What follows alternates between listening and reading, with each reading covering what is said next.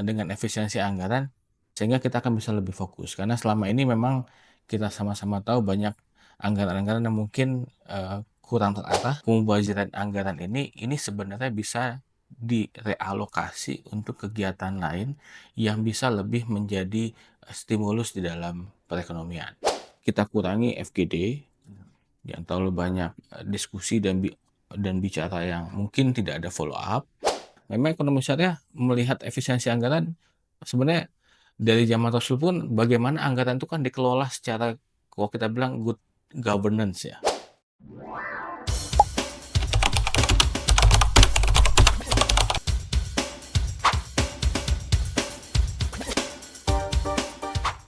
Assalamualaikum warahmatullahi wabarakatuh. Halo Sobat Ekonomis, selamat datang di program FITS, Finding Economic Expert Discovering Insight. Yang pada kesempatan kali ini adalah episode spesial di mana IAI berkolaborasi dengan FOSE, Forum Silaturahmi Studi Ekonomi Islam, dan kita akan berdiskusi dengan tema yang juga spesial, hangat. Walaupun pastinya sudah banyak sekali yang membahas tema ini di luar sana, kita akan berdiskusi tentang menelisik kebijakan efisiensi anggaran dalam perspektif ekonomi syariah. Dan pada kesempatan kali ini kita juga kedatangan ahlinya, yaitu kita bersama dengan Profesor Dr. Muhammad Nur Rianto Al-Arif MSI. Selamat pagi, Prof. Pagi Mas Azam. Ya, beliau adalah bidang pengembangan SDM dan kependidikan DPP IAEI. Betul ya, Prof ya? Iya, betul. Nah, ini menarik ya, Prof, karena di luar sana kita sama-sama tahu bahwasannya kebijakan efisiensi anggaran itu membuat gempar mungkin Prof ya, membuat gempar dan memicu berbagai reaksi dari masyarakat. Ada yang marah tapi juga ada aja yang mensupport tentunya. Nah, menurut sobat ekonomis nih yang menonton tayangan ini, kira-kira apa sih tujuan utama dari efisiensi anggaran yang dilakukan oleh pemerintah akhir-akhir ini? Boleh tulis di kolom komentar nanti ya, karena kita juga perlu tahu pandangan dari teman-teman sekalian. Nah, sebelum itu tentunya kita harus tahu dulu apa sih latar belakang dan juga mungkin story-nya gitu ya, cerita sebelumnya dengan terkait kebijakan efisiensi anggaran ini. Nah, seperti yang kita ketahui bersama bahwasannya pada awal tahun 2025 ini pemerintah Indonesia mengeluarkan instruksi Presiden nomor 1 tahun 2025 yang mengatur efisiensi belanja dalam pelaksanaan anggaran pendapatan dan belanja negara atau APBN serta anggaran pendapatan dan belanja daerah atau APBD. Kebijakan ini bertujuan menghemat pengeluaran pemerintah dengan memangkas 16 pos pengeluaran yang totalnya kurang lebih mencapai 300 triliun rupiah. Nah, mungkin menurut pandangan Prof nih Prof, apa yang melatar belakangi sebetulnya kebijakan efisiensi anggaran dalam 100 hari pemerintahan Prabowo Gibran? Karena kan kalau kita lihat sebenarnya uh, kebijakan ini cukup banyak menuai pro kontra dan sementara 100 hari itu adalah disorot banget gitu sama masyarakat, Prof. Mungkin boleh. Oke, makasih Mas Azam. Memang kita sama-sama tahu ya, Presiden Prabowo Subianto mengeluarkan Impres 1 2025 terkait dengan efisiensi anggaran. Nah, kenapa efisiensi anggaran ini dikeluarkan? Pertama, tentu kita akan bicara pemerintah mau menciptakan ruang fiskal yang lebih sehat. Kenapa kita bicara fiskal yang lebih sehat? Karena memang ketika pandemi kemarin itu menyebabkan beban pengeluaran pemerintah sangat besar. Kalau kita estimasi di tahun 2025 ini, hutang jatuh tempo, baik yang surat berharga negara maupun yang lainnya, itu kurang lebih sekitar 800 triliun. Dan itu paling besar memang untuk membiayai pada saat COVID kemarin.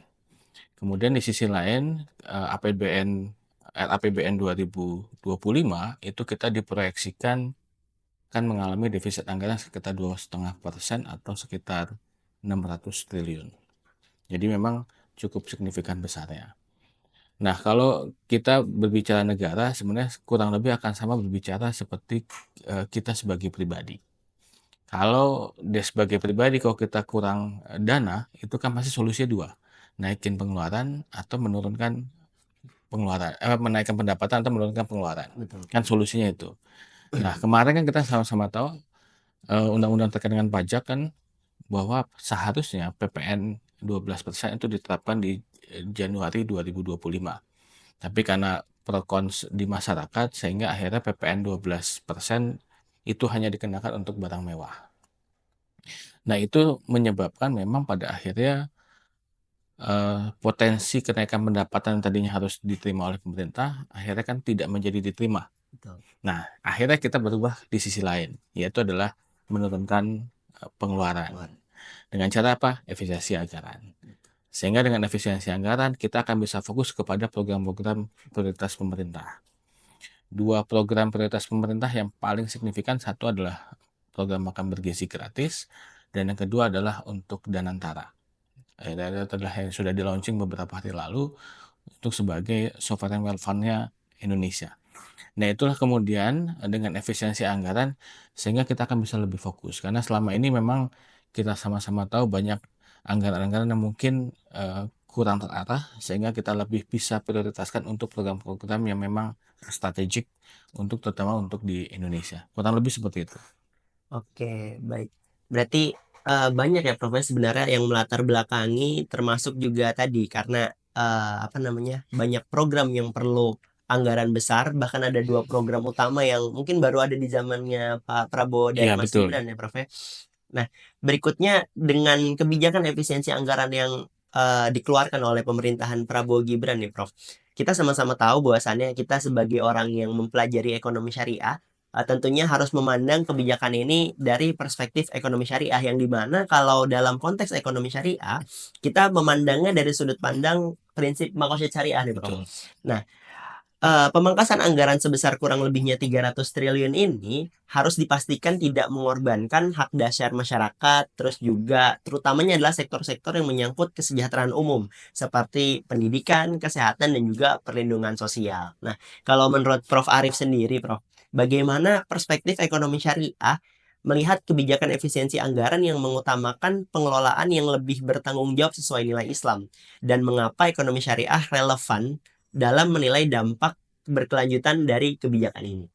Oke, kalau kita bicara bagaimana positioning ekonomi syariah terkait dengan efisiensi anggaran, tentu kan ketika kita bicara anggaran, maka anggaran itu harus dikelola secara optimal dan tentu juga ada hal-hal yang harus dijaga.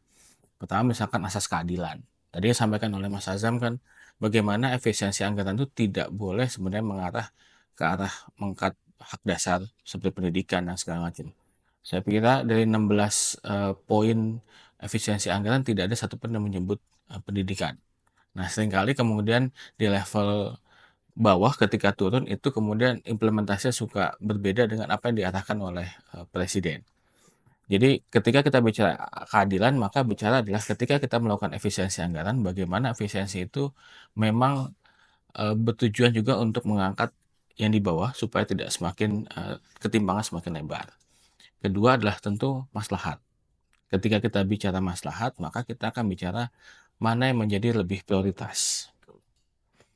Apakah misalkan dari awal kan Presiden Prabowo sudah sering menyampaikan bahwa beliau tidak suka banyak FGD. Kenapa? Karena seringkali FGD itu tidak ada follow up. Nah, ini sebenarnya itu bukan bukan berarti FGD tidak penting, tapi terkadang follow up dari FGD itu yang kemudian menjadi hal yang lebih penting. Kemudian tentu adalah dalam Islam bahwa bagaimana ketika kita kelola anggaran tidak boleh mubazir. Nah, ini kan seringkali memang konteks keuangan negara kita seringkali ketika kita bicara anggaran, apalagi kalau sudah di bulan-bulan November, Desember itu kan jor-joran penyerapan segala macam dan akhirnya seringkali ada kegiatan-kegiatan yang mungkin kita bisa bilang sebenarnya tidak terlalu penting untuk dilakukan. Nah, inilah kemudian yang dilihat oleh Presiden Prabowo bahwa kemubaziran anggaran ini sebenarnya bisa direalokasi untuk kegiatan lain yang bisa lebih menjadi stimulus di dalam perekonomian. Dan tentu dalam ekonomi syariah tentu korupsi itu harus dihindari. Nah, ini Betul. empat hal ini dari mulai adil, maslahat, menghindari kemubaziran dan juga tidak boleh ada yang korupsi itulah menjadi dasar kenapa ekonomi syariah akan sangat relevan dengan kebijakan efisiensi anggaran yang dilakukan oleh pemerintahan Presiden Prabowo Subianto. Nah, kontekstualisasinya adalah kemudian antara instrumen keuangan sosial Islam dengan kebijakan ini harus saling support sebenarnya. Beberapa hal, misalnya tadi hak-hak dasar bisa jadi adalah pemerintah kemudian berkolaborasi. Pemerintah punya badan amil zakat nasional, itu kan punya jaringan seluruh Indonesia, bagaimana bisa bersinergi untuk mendukung program pemerintah. Nah, disitulah masuk relevansi dari hal-hal yang mungkin untuk mensupport kebijakan yang sudah dilakukan oleh pemerintah. Nah, itulah memang kenapa ketika kita bicara ekonomi syariah, memang ekonomi syariah melihat efisiensi anggaran sebenarnya dari zaman Rasul pun bagaimana anggaran itu kan dikelola secara kalau kita bilang good governance ya sekarang. Nah, itulah filosofi kita kan. Nah, itu kan kalau kita lihat misalkan zamannya dari mulai Abu Bakar, Umar, itu kan selalu filosofinya kan adalah uang masuk ya harus keluar. Nah, itu kan filosofinya. Nah, kalau bagaimana ada kekurangan uang, baru kita berpikir bagaimana cari source of fund yang lain. Kenapa? Karena dana itu memang harus kembali ke masyarakat. Nah, inilah kadang-kadang seringkali kurang dipahami mungkin di kalangan jajaran pemerintahan bahwa bagaimana kita bisa mengefektifkan pengelolaan dana seperti itu, Mas.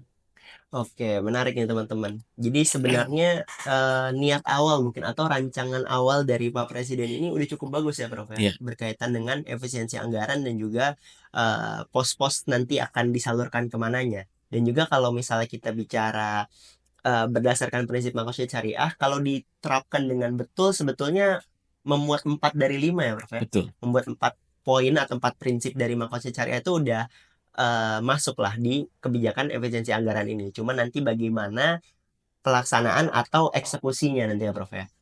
Nah, berikutnya nih, Prof. Dalam kebijakan efisiensi anggaran ini kan tentunya ada tantangan besar ya. Nah, tantangan besarnya kan adalah memastikan tadi transparansi, akuntabilitas, dan implementasinya tentunya. Nah, dalam sejarah kebijakan fiskal Indonesia, efisiensi anggaran seringkali berujung pada alokasi yang kurang tepat nih, Prof. Betul. Mungkin tadi kalau disinggung juga di akhir tahun Hmm. biasanya ada hal-hal yang kurang dirasa perlu atau kurang penting tapi dilakukan gitu. Nah, di mana pemangkasan dilakukan secara merata tanpa mempertimbangkan urgensi kebutuhan di masing-masing sektor. Nah, menurut Prof. Arif sendiri nih, Prof, mengapa alokasi kebijakan efisiensi anggaran harus dilakukan secara proporsional tanpa menimbulkan ketimpangan sosial, Prof? Oke, ketika kita bicara efisiensi anggaran, sebenarnya kan tentu Presiden Prabowo dan seluruh jajaran kabinet akan melihat pola anggaran secara utuh ya. Nah, memang kan dari awal Presiden Prabowo selalu mengatakan adalah kita kurangi FGD, yang terlalu banyak diskusi dan bicara yang mungkin tidak ada follow up. Kemudian kedua, mengurangi perjalanan dinas, terutama kita tahu seringkali perjalanan dinas ini kan jadi ajang untuk ya sebenarnya jalan-jalan ya. Jalan. Itu dibanding yang kemudian seringkali tidak ada follow up-nya. Nah, tentu tapi itu kan di satu sisi. Sisi lain, Presiden Prabowo kan selalu akan tetap bahwa misalkan bansos itu tetap ada, MBG tetap harus ada. Kemudian tidak ada pemotongan beasiswa. Kan mungkin beberapa waktu lalu mahasiswa banyak yang demo ya. Betul. Nah, itu kan sebenarnya karena ada kesalahan dalam memahami konteks efisiensi. Dianggapnya efisiensi itu memotong beasiswa KIP kuliah yang sedang berjalan, kemudian juga memotong beasiswa LPDP dan lain-lain. Padahal termasuk menaikkan UKT. Betul, Prof. Padahal sebenarnya konteks yang disampaikan oleh Presiden adalah pengeluaran-pengeluaran yang tidak terlalu penting, yang kita bisa lakukan dengan kerjasama misalkan. Misalnya kan ketika di kampus misalkan, oke anggaran kegiatan di-cut gitu ya, tapi kita bisa melakukan kerjasama dengan lembaga lain. Sehingga kita bisa mendapatkan tetap mengadakan kegiatan, tetapi dengan biaya yang jauh lebih rendah. Nah, seringkali ini kemudian menjadi hal yang mungkin saya bilang juga sedikit birokrasi ketika dipaksakan untuk efisiensi. Nah, ini seringkali gagap akhirnya. Nah, nah inilah kemudian kenapa kemudian asas keadilan ini penting. Jadi efisiensi satu sisi memang adalah untuk mengangkat yang mungkin anggaran-anggaran yang tidak terlalu penting. Sementara di sisi lain anggaran yang langsung menyentuh masyarakat itu tetap harus dilakukan. Kalau saya dengar misalkan berita tadi pagi bahwa Kementerian Sosial akan segera melaunching program sekolah rakyat. Jadi sekolah untuk memang masyarakat yang tidak mampu, yang memang jadi setingkat SMA kalau salah, jadi gratis full ditanggung. Nah, itu kan ada bagian di satu sisi memang kita menekan anggaran, tapi di sisi lain program-program yang langsung menyentuh masyarakat, terutama masyarakat lapis menengah ke bawah, itu tetap jalan. Inilah disebut dengan keadilan, supaya yang di bawah tetap menikmati tetap dengan dapat stimulus fiskal, sementara di sisi lain kegiatan-kegiatan yang tidak terlalu urgent ini di stop. Wah, seperti itu Mas Asa. Oke, menarik. Tadi sebetulnya udah dijelasin ya sama Prof. Arif berkaitan dengan keadilan ya Prof ya. Nah, ini ada follow up question mungkin Prof yang berkaitan dengan keadilan. Bahwasannya dalam Islam itu kan keadilan ekonomi juga memberikan alokasi yang sesuai dengan kebutuhan dan memberikan perlindungan bagi kelompok yang paling membutuhkan, termasuk pendidikan dan juga layanan sosial yang udah disinggung juga tadi sebelumnya, di mana jika pemangkasan anggaran menyebabkan keterbatasan akses bagi masyarakat miskin terhadap pelayanan dasar, maka hal ini dapat memperburuk kesenjangan ekonomi dan juga sosial. Nah, menurut Prof. Arif, Prof, bagaimana prinsip keadilan al-adil dalam ekonomi syariah dapat diterapkan dalam pengelolaan anggaran negara, mungkin khususnya dalam kebijakan efisiensi anggaran ini? Dan bagaimana konsep maslahah atau kemaslahatan umum dapat menjadi tolak ukur dalam kebijakan efisiensi, Prof? Ya, kembali seperti tadi sudah saya jelaskan ya, bahwa memang prinsip keadilan itu adalah bagaimana satu adalah kebijakannya adalah kita berpikir dalam maslahat. Bagaimana kepentingan umum harus lebih besar dibandingkan dengan kepentingan ego sektoral. Sehingga kemudian pemerintah di satu sisi memang meminta seluruh kementerian untuk melakukan kementerian lembaga untuk melakukan efisiensi dengan melihat alokasi-alokasi program yang tidak langsung menyentuh kepada masyarakat. Sementara yang menyentuh masyarakat itu akan tetap dioptimalkan. Seperti misalkan bansos, kemudian MBG, beasiswa KIP, itu tentu masih tetap dipertahankan karena beberapa hal-hal seperti itu adalah memang ada tujuan untuk menjaga bagaimana masyarakat kelas bawah itu tidak terdampak secara daya beli akibat dari efisiensi anggaran. Nah, tentu pasti secara overall makro pasti memang ada impact ya. Tapi kita berupaya bagaimana terhadap masyarakat yang kelas bawah itu tidak terkena dampak. Termasuk juga bagaimana proses pembangunan pun juga kan kita tahu antar daerah misalkan itu pun perkotaan pedesaan itu pun juga harus sustain.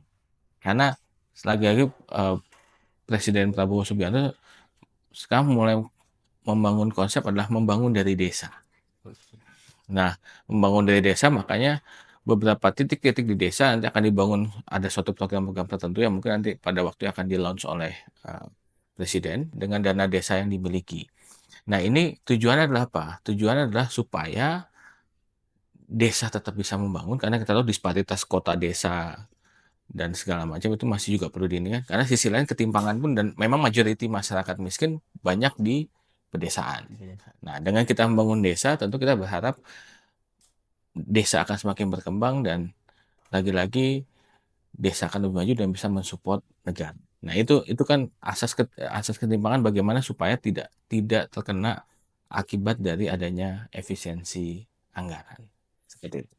Oke, berarti intinya adalah gimana caranya supaya kebijakan efisiensi ini jangan sampai mencekik masyarakat ya, Pak? Betul, Tetap pada tujuan negara, di mana betul. mesejahterakan masyarakat itu adalah tujuan utamanya. Nah, selanjutnya kalau misalnya efisiensi anggaran dapat menjadi alat yang efektif sebenarnya ya, Prof ya, untuk mendorong pertumbuhan ekonomi, khususnya ekonomi yang inklusif dan berkelanjutan, jika dilaksanakan dengan mengacu pada prinsip-prinsip syariah, dengan mengutamakan keadilan sosial, distribusi yang merata, dan juga transparansi tentunya. Nah, kebijakan ini dinilai dapat memperkuat stabilitas ekonomi nasional sambil memenuhi kebutuhan masyarakat sesuai dengan nilai-nilai Islam. Lantas, Prof, kalau misalnya nih, menurut Prof, apakah peran instrumen dana sosial Islam, zakat, infak, sodakoh, wakaf, dapat menanggulangi nggak sih dampak efisiensi anggaran ini? Karena tadi kalau sebelumnya di pertanyaan yang lalu ada Prof menyinggung soal adanya Basnas dan juga mungkin Indonesia bahkan punya BWI ya, Prof ya. Ya. Oke, sebenarnya kalau kita bicara instrumen keuangan sosial Islam sebenarnya ini bisa berkolaborasi ya. Karena selama ini juga sudah dilakukan oleh pemerintah. Misalkan dengan keluarnya CWLS, Cash Iya. Wakaf Link Sukuk, itu kan adalah blended finance. Nah, itu kan sebenarnya sudah adalah bahwa bagaimana wakaf uang itu kemudian dikaitkan dengan sukuk, dan kemudian imbal hasil dari sukuk itu digunakan untuk proyek-proyek yang dikelola oleh masing-masing nazir. Itu satu sisi. Sisi lain juga bisa juga misalkan bagaimana bersinergi ya. Misalkan pernah mungkin beberapa waktu lalu ada wacana bagaimana dana zakat dikeluarkan dibantu untuk MBG. Satu sisi tidak salah pendapat itu apabila memang MBG-nya diarahkan untuk kaum duafa. Cuman kalau zakat memang kita bilang mungkin kalau zakat mungkin tidak bisa ya karena kita terkunci dengan 8 asnaf. Tetapi infak bisa. Karena ini pun yang sudah dilakukan oleh lembaga-lembaga filantropi Islam lah kita bilang. Kalau kita lihat misalkan kitabisa.com ataupun yang platform sejenis lainnya, itu seringkali kan juga memang menawarkan program offering makan untuk duafa. Ini kan sebenarnya kan linian dengan kebijakan yang dilakukan oleh pemerintah. Sisi lain juga lembaga-lembaga filantropi bisa berperan juga sebenarnya filantropi Islam untuk mendukung misalkan tentu pemerintah punya keterbatasan anggaran ya. Kita tahu kan efisiensi, maka celah-celah yang belum bisa dijangkau oleh pemerintah, maka itulah yang akan dilakukan oleh lembaga-lembaga keuangan sosial Islam. Dan memang pasti ketika kita bicara pertumbuhan ekonomi dan efisiensi, memang mungkin dalam jangka pendek akan ada kontraksi. Tapi hal yang menarik kalau kita baca buku teks makroekonomik misalkan, saya lupa bukunya Blanchard kalau saya nggak salah, itu kan mengatakan ada satu case di satu negara gitu di Eropa, dia mengalami defisit anggaran. Beberapa tahun pertama mereka melakukan menaikkan pajak, ternyata malah growth-nya turun, karena daya beli turun. Begitu mereka shifting, programnya tidak lagi menaikkan pajak, tapi menurunkan pengeluaran dengan melakukan efisiensi. Dan ternyata memang dalam jangka pendek turun, tapi sustain. Habis itu dia pertumbuhannya naik terus. Kenapa? Karena akhirnya kebiasaan mengelola anggaran yang mungkin terlalu berlebihan, itu sudah akhirnya pola mindset birokrasinya memang harus berubah. Nah, itulah kemudian ketika dibilang bagaimana instrumen keuangan sosial Islam masuk, maka kita akan melihat celah mana yang mungkin bisa dikolaborasikan. Misalkan wakaf. Kita tahu salah satu program prioritas Presiden Prabowo adalah kedaulatan pangan. Aset wakaf, tanah wakaf banyak yang menganggur, idle. Nah, kenapa kemudian itu tidak diarahkan untuk kemudian membangun cetak sawah? Atau untuk membangun ya untuk yang lainnya, tidak hanya sawah, tapi bisa jadi lahan untuk misalkan tidak hanya pangan ya, tanaman pangan, tapi bisa juga tanaman hortikultura. Karena kita kan hampir sebagian besar pangan kita semua impor. Nah, inilah kolaborasi, inilah sebenarnya bisa kita kombinasikan. Karena kalau kita hanya bergantung kepada negara, ya pasti susah. Maka lembaga-lembaga filantropi Islam, termasuk mungkin orang-orang Islam, harus bisa mengambil peran di situ. Sisi mana yang mereka bisa masuk. Mana yang belum bisa di-capture oleh atau diraih oleh pemerintah, disitulah mereka kemudian bersinergi. Saya yakin pemerintah akan sangat open dengan berbagai sinergi yang bisa dilakukan. Karena lagi-lagi kita membangun Indonesia tidak hanya bisa bergantung kepada government, tapi juga komunitas itu menjadi hal yang penting. Mungkin dasar kurang lebih seperti itu, Mas Azam. Oke, berarti sebetulnya Prof ya, dengan adanya kebijakan efisiensi anggaran, kalau misalnya memang pemerintah nih bisa lebih serius lagi dan juga eksekusinya betul, bahkan instrumen keuangan sosial Islam seperti zakat, infak, sedekah, wakaf tadi bisa membantu ya Prof ya, Betul, membantu negara mengembangkan ekonomi, bahkan membantu program ketahanan pangan yang betul. diinisiasi oleh kabinetnya Presiden Prabowo dan juga Mas Gibran. Nah, mungkin ada follow up question sedikit nih Prof. Kalau melihat dari diskusi kita tadi, kita kan sama-sama melihat dan juga punya pandangan yang serupa bahwasannya kebijakan efisiensi anggaran ini sebetulnya baik. Tinggal gimana kita melihat implementasi dari pemerintah.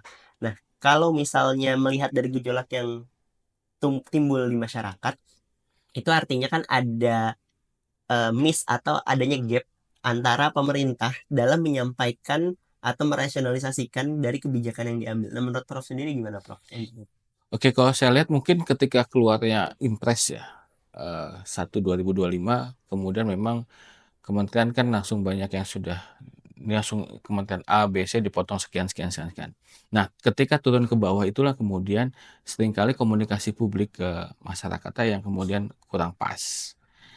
Kan kalau kita lihat misalkan kenapa gejolak di mahasiswa itu kan karena proses ketika melakukan pembahasan anggaran kan ketika kementerian diminta untuk mengangkat anggaran tentu mereka harus berkonsultasi dengan DPR karena fungsi budgeting di DPR. Nah, ketika di DPR inilah kadang-kadang proses komunikasinya ketika berkomunikasi ada hal-hal yang mungkin kurang pas itu keluar ke publik.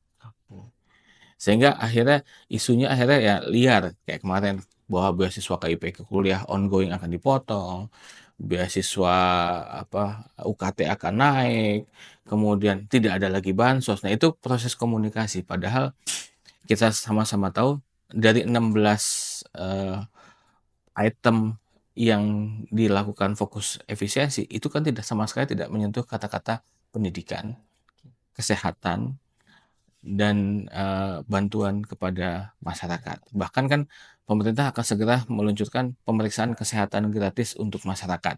Seperti piloting untuk beberapa daerah dulu dan segala macam. Kenapa Presiden kemudian mengarah ke situ? Karena kan memang kebutuhan dasar masyarakat kan adalah pangan dan kesehatan.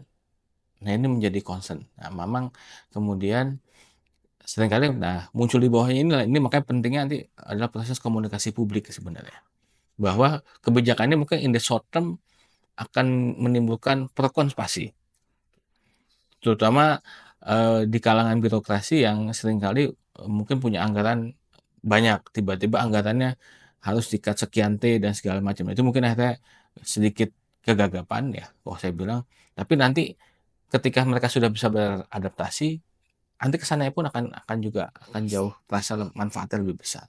Mungkin dari saya kurang lebih seperti itu. Oke, sangat menarik sekali ya teman-teman sekalian, sobat ekonomis. Tadi udah kita sama-sama dengar bagaimana pandangan dan juga berbagai insight dari Prof. Arif berkaitan dengan kebijakan efisiensi anggaran dan bagaimana cara kita memandangnya dari perspektif ekonomi syariah, mulai dari mengkonsumsi syariahnya sampai apa sih hal-hal penting yang harus diperhatikan pemerintah kita dan juga eh, ujungnya adalah sampai pada instrumen keuangan sosial Islam seperti zakat, infak, sedekah, dan wakaf. Nah, mungkin terakhir dari Prof ada closing statement dari Prof Ada sendiri. Oke, mungkin secara short saya menyampaikan bahwa kebijakan efisiensi anggaran yang dilaksanakan oleh pemerintah Presiden Prabowo Subianto ini memang harus kita support karena ini adalah bagian dari pengelolaan anggaran yang efisien dan tentu adalah mengarah bagaimana anggaran itu dilakukan secara tepat guna dan tepat sasaran. Sehingga harapan kita bahwa tidak ada lagi yang sampaikan mungkin beberapa kali oleh Presiden adalah tidak ada lagi kebocoran anggaran. Semua alokasi memang langsung menyentuh masyarakat karena tentu jajaran kabinet pun diarahkan semua adalah untuk langsung kerja yang ke masyarakat. Karena Presiden tidak suka FGD karena terlalu banyak FGD, terlalu banyak konsep tapi tidak ada implementasi juga sayang. Nah, ini memang kemudian menjadi arah bagaimana dengan kebijakan efisiensi anggaran diharapkan mungkin dalam jangka pendek pasti ada kontraksi, tapi dalam jangka panjang ruang fiskal Indonesia akan jauh lebih sehat dan sehingga nanti program kita mungkin untuk Indonesia Emas 2045 harapannya akan dapat tercapai. Dari saya kurang lebih seperti itu Mas Azam. Oke, diskusi yang menarik ya teman-teman sekalian. Intinya adalah program efisiensi anggaran ini bukan program yang dampaknya jangka pendek ya Prof ya, tapi jangka panjang juga. Tadi kalau kita tilik atau kita lihat dari perspektif ekonomi syariah, sebenarnya kebijakan efisiensi anggaran ini udah cukup mumpuni, tinggal bagaimana implementasi dan eksekusi dari pemerintah kita itu sendiri. Nah, makasih banyak nih Prof Arif atas diskusinya, udah berbagi insight dan juga pandangan ya Prof ya, Sama-sama. berkaitan dengan perspektif ekonomi syariah dalam kebijakan efisiensi anggaran. Gimana nih Sobat Ekonomis, apakah menurut kalian kebijakan efisiensi anggaran ini sesuai dengan prinsip ekonomi syariah? Boleh diskusi di kolom komentar ya. Kita ikuti terus media sosial IAEI Indonesia untuk konten ekonomi Islam lainnya. Sampai jumpa di episode Fits lainnya. Wassalamualaikum warahmatullahi wabarakatuh.